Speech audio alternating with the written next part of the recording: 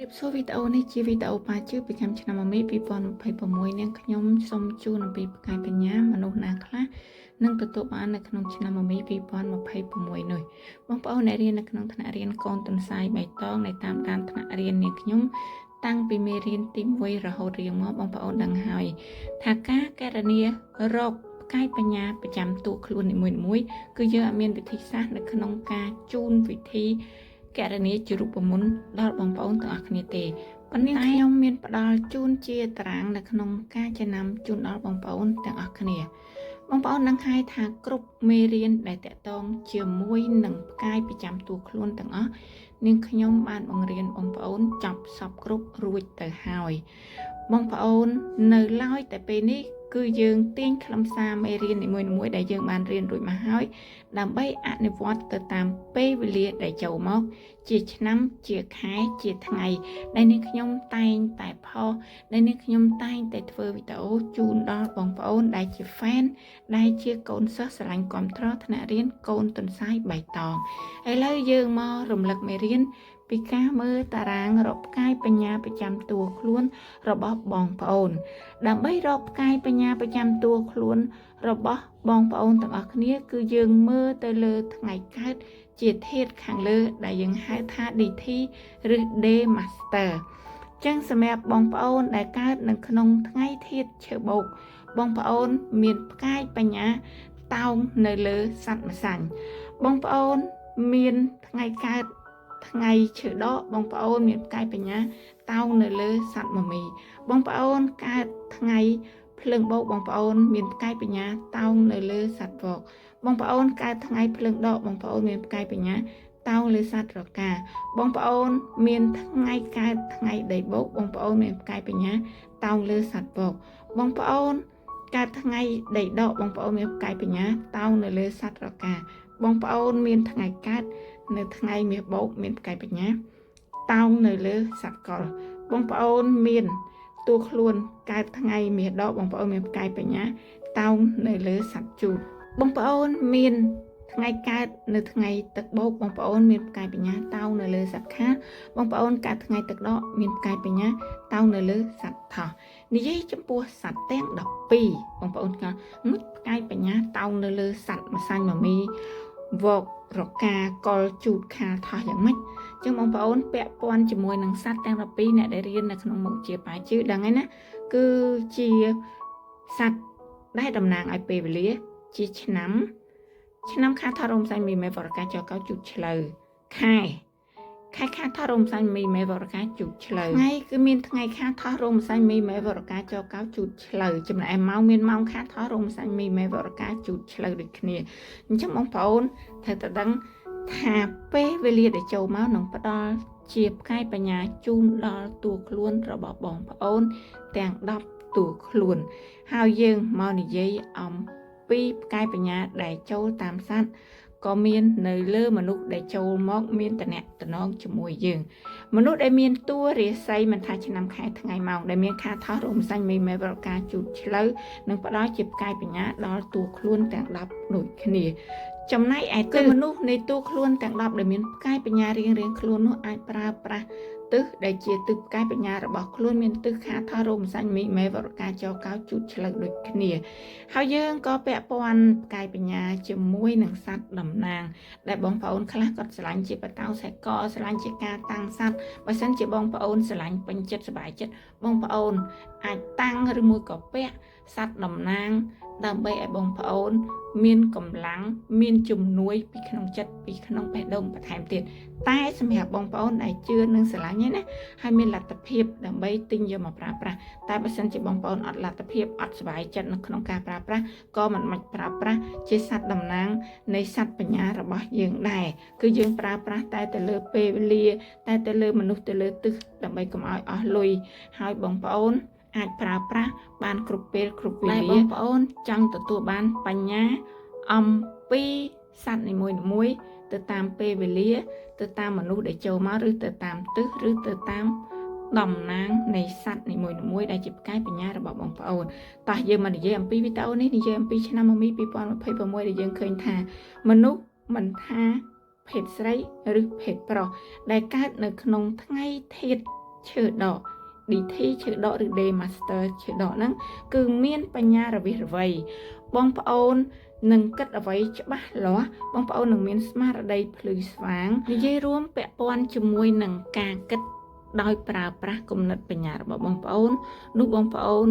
នឹងសម្រេចនៅកិច្ចការណាដែលបងប្អូនប្រើប្រាស់ខួរក្បាលនៅក្នុងការដែលធ្វើសកម្មភាពនីមួយៗចឹងមកនិយាយចំពោះសិស្សានុសិស្សអ្នកដែលមានតួខ្លួនឈើដកនៅក្នុងឆ្នាំមមីនេះ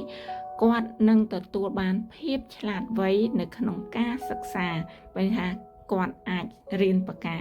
ដោយសារគំនិតបញ្ញារបស់គាត់គឺមានភាពរវិសរវៃ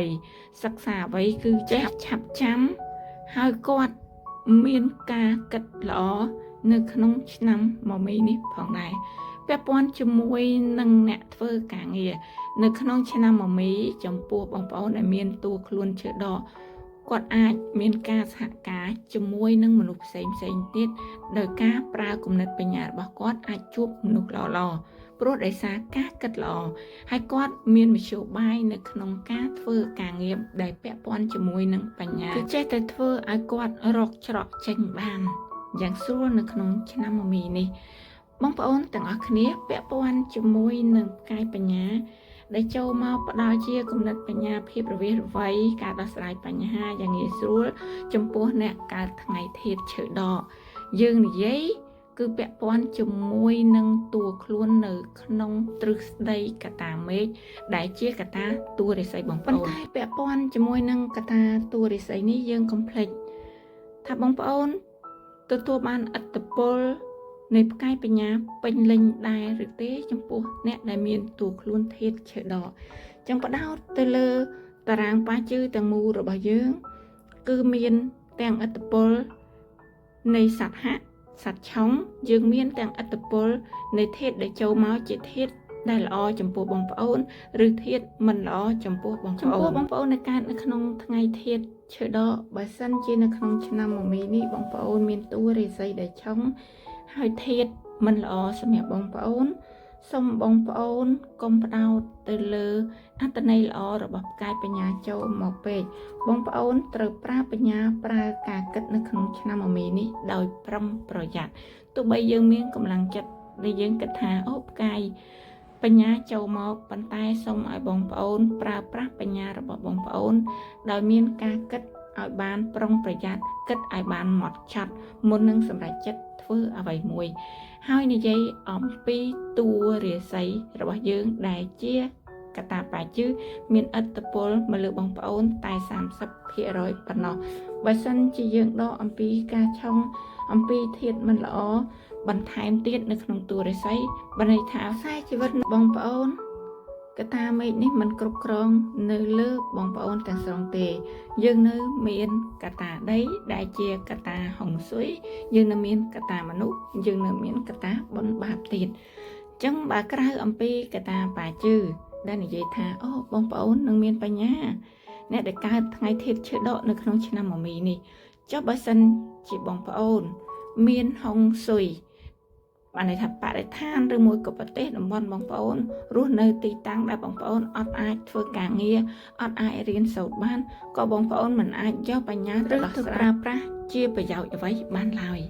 មួយវិញទៀតឧទាហរណ៍ថាបងប្អូនដែលកើតនៅក្នុងថ្ងៃធាតុឈើដកបងប្អូនមានបញ្ញានៅក្នុងឆ្នាំមមី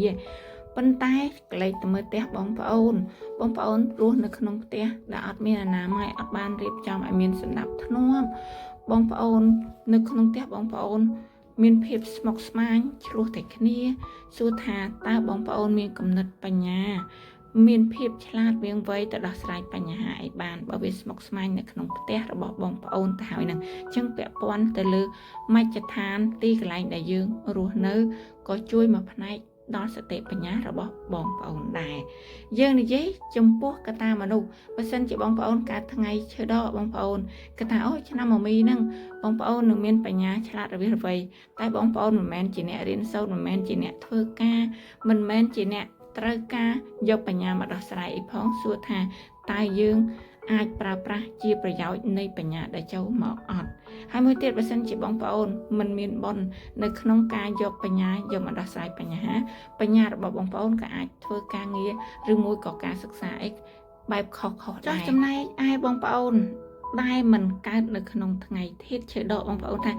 បើសិនជាខ្ញុំអត់កើតនៅក្នុងថ្ងៃធាតុឈើដកហ្នឹងឯងខ្ញុំមានតួខ្លួនទាំង9តួផ្សេងក្រៅពីធាតុឈើដកខ្ញុំអត់ឆ្លាតមែនខ្ញុំអត់មានបញ្ញាមែននៅក្នុងឆ្នាំមមីហ្នឹងអញ្ចឹងបងប្អូនកុំភ្លេចកតាបាជឺ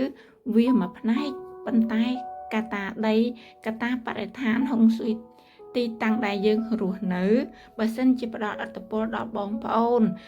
អូនជាអ្នកសិក្សារៀនសូត្រមានសាលារៀនមានទីតាំងដែលផ្ដល់ចំណេះបញ្ញាដល់បងប្អូនគឺបងប្អូននឹងមានបញ្ញារវិះរវៃបងប្អូននឹងមានចំណេះដឹងគ្រប់គ្នាពាក់ព័ន្ធជាមួយកតាមនុស្សបើសិនជាតកតងជាមួយនឹងសែនដែលបងប្អូនទទួលពីឪពុកម្ដាយជាមនុស្សឆ្លាតវាងវៃទោះបងប្អូនមិនកើតថ្ងៃធាតុឈើដកក៏បងប្អូនឆ្លាតវាងវៃគ្រប់ពេលគ្រប់វេលាដែរហើយពាក់ព័ន្ធជាមួយកតាមនុស្សផងដែរបើសិនជាបងប្អូនជាមនុស្សដែលខំប្រឹងសិក្សារៀនសូត្រក្រេបយកចំណេះដឹងចំណេះជំនាញគ្រប់ទីកន្លែងជុំវិញបងប្អូនអំពីចំណេះទៅតាមប្រភពផ្សេងក៏បងប្អូនคล้ายទៅជាមនុស្សដែលមានបញ្ញាគ្រប់ពេលគ្រប់វេលាដូចគ្នាពាក់ព័ន្ធជាមួយនឹងកតាបុណ្យបើសិនជាបងប្អូនធ្វើបុណ្យពីជាតិណាឬជាតិនេះជាបុណ្យនៃការចែករំលែកជាទានណាមួយពាក់ព័ន្ធជាមួយនឹងបញ្ញាដូចជាការផ្ដល់នៅគំនិតបញ្ញាជួយដល់អ្នកដទៃការចែករំលែកនៅវិជ្ជាផ្សេងការធ្វើបុណ្យចែកទានការធ្វើបុណ្យដោយការចែកជាបិទជាសភៅបងប្អូនជូនដល់អ្នកខ្សត់ខ្សោយជាងបងប្អូននោះបងប្អូននឹងទទួលបានបញ្ញាឆ្លាតវាងវៃនៅក្នុងពេលវេលានៃជាតិនេះនិងជាតិណាបានដូចគ្នាមិនថាបងប្អូននៅថ្ងៃឈើបោកឬឈើដកភ្លើងបោកឬភ្លើងដកដីបោកឬដីដកមាសបោកឬមាសដកទឹកបោកឬទឹកដកទេឲ្យតែបងប្អូនធ្វើបុណ្យឲ្យបានច្រើនសន្សំកុសលនោះបងប្អូននឹងមានបញ្ញាគ្រប់គ្នាកតាមនុស្សក៏សំខាន់បំផុតបងប្អូនជាមនុស្សខិតខំប្រឹងប្រែងរៀនសូត្របងប្អូននឹងមានបញ្ញាគ្រប់គ្នាបងប្អូនទាំងអស់គ្នា